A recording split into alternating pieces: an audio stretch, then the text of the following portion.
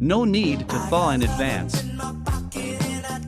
Put the glutinous rice cakes into the fryer when the oil temperature reaches 320 degrees Fahrenheit, 160 degrees C. After frying for 5 to 6 minutes, scoop up them and dish up.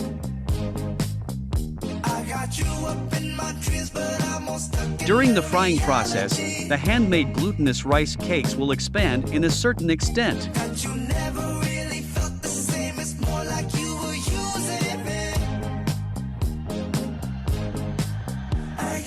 Slightly shaking the frying basket or stirring with chopsticks could let the rice cakes be heated more evenly and become visually golden.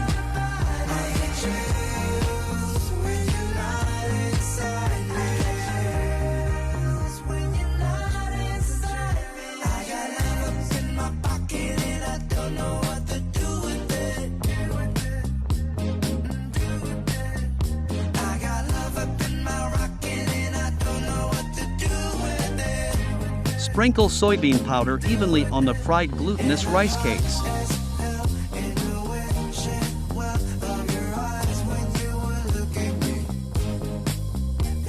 Drizzle with brown sugar syrup and serve.